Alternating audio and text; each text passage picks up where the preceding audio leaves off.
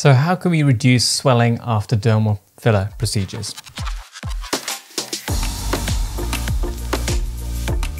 But before we even ask this question, we need to understand what swelling is. So inflammation after procedure, it's the body's response to some sort of threat. So infection, allergy, and trauma or any injury also results in inflammation.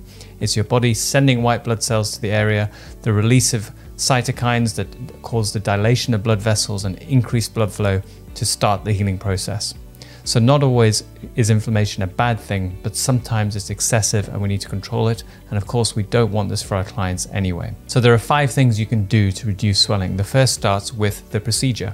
The procedure itself is the #1 cause of excessive inflammation. And this all boils down to your technique.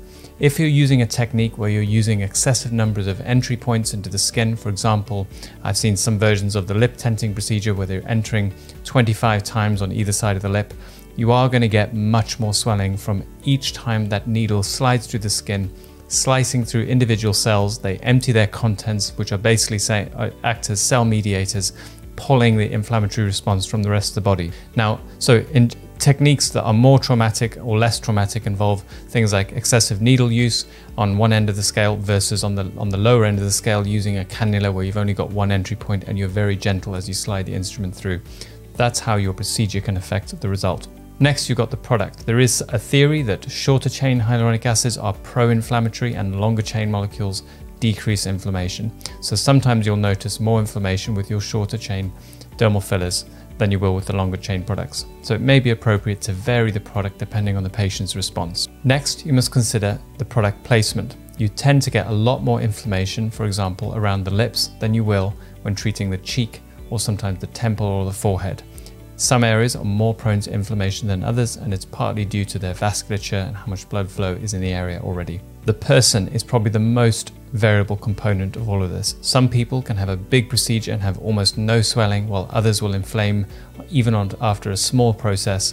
And this is down to the individual. They may have extra inflammation or react slightly to the product that you wouldn't call an allergic reaction, but it's something there that's causing them to respond a little bit more than average. I see more difference between individual people and inflammation than I do in the same person on different parts of their face. There's a big spread from almost none to very significant swelling, and it's mainly down to the person and their individual biochemistry. Finally, there are all the things that we normally focus on in terms of decreasing inflammation, which are the post-procedural practices. So we have got the 5 P's: the procedure, the product, the placement, the person, and the post-procedure practices. Post-procedure practices are down to the patient avoiding things that increase blood flow to their skin. So if you immediately do exercise after procedure, you will get more inflammation. Similarly, if you immediately were to go on a sunbed or get extra sun or get warm for any reason, that's also going to increase inflammation. We also have an ability to decrease inflammation at this stage by practices that decrease blood flow. So applying ice might decrease blood flow to the skin, while similarly, if you treat with non-steroidal anti-inflammatories, antihistamines, or in rare cases steroids, all of those will decrease the inflammatory response, which means you have less swelling after the procedure. And that's how you decrease inflammation and swelling from dermal fillers.